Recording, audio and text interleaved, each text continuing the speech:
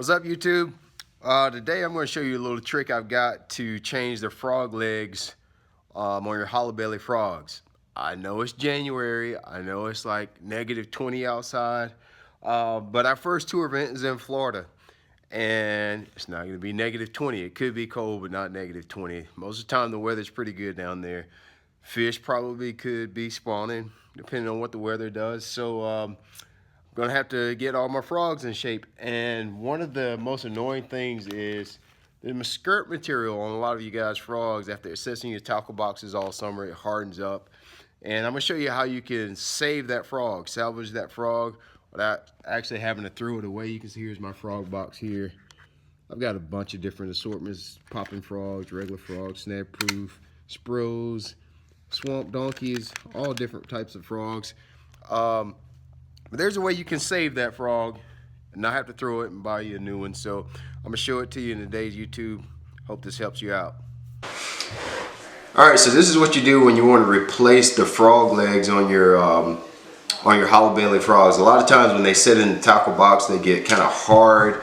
They'll kind of glue and constrict to each other, and your frog won't walk right. So you can save that frog instead of buying a new frog. Also, you can change the colors and give the fish just a little bit different look. You can, there's a lot of different skirt material out there that you guys can use that'll make your frog a little bit more unique. And so what I like to do is, the first thing you do is take out your old skirt material. You can just pull it out by hand. The things you'll need is just some skirt material. This is actually not the skirt material that I would prefer that you use. You really want the round rubber living skirt material because it's buoyant, and it'll keep your frog up a little bit better.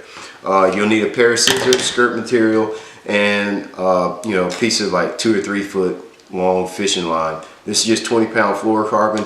I actually like braid a little bit better, but it's 20 degrees outside. I don't want to go outside right now. Braid just lets you hold that line a little bit better when you want to pull the skirt material through. So the first step you're going to do, after you've taken the weight out of your hollow belly, that's how you're going to actually access the internals in your frog. So take that weight out, and what you're going to do is just take your fishing line, and just going to take your fishing line and insert the fishing line in that cavity where the weight normally is. And you're going to make that fishing line go in that cavity and out where one of the legs normally are. And what I like to do is just make a simple little bunny ear. Just make a simple little bunny ear with your fishing line, and it'll look just like that. Alright, so you're just going to make that little bunny ear just like that. You're going to take your skirt material. You need a pretty long piece to do this because you're going to have to tie it off and everything. So what I like is about 3 strands. It's a small piece. It doesn't take much to do what you need to do. You can just rip that off, and I like to leave it attached at the ends. It just makes it easier to deal with, in my opinion. And just take that and put it inside of that little bunny ear that you made with the fishing line. And you're going to take both tag ends of your fishing line. You can just lay that on the desk or whatever you're working on. So you're going to take both tag ends, and you're going to pull that skirt material right back through with your fishing line. And once you get it about halfway through, I just like to take, where you get it, big enough to where you can grab it with your fingers. I like to just take your hands, stretch it real good, and just tie an overhand knot. So when you go to pull the skirt material back through,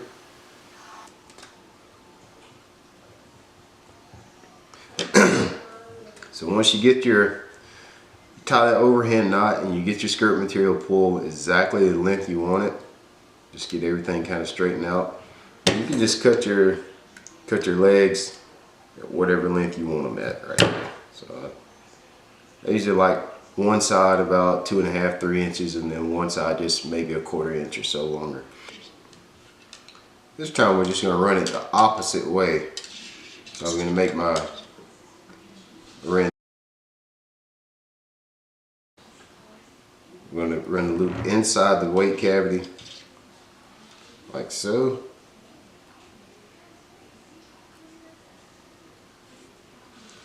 Now I got my loop coming outside of where the weight cavity would normally be.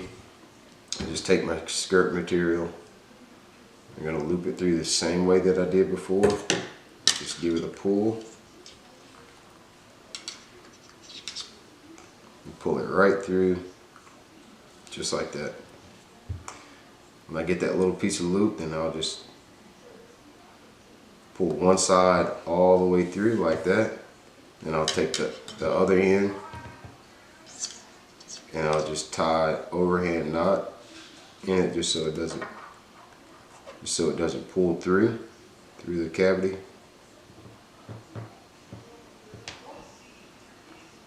Simple overhand knot like that is good enough, and then I just pull it through like that.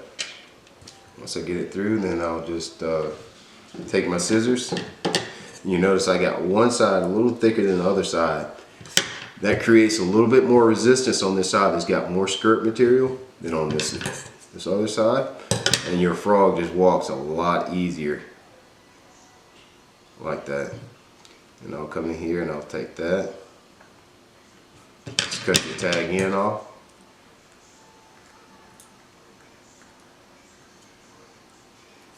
Just cut the tag end off like that.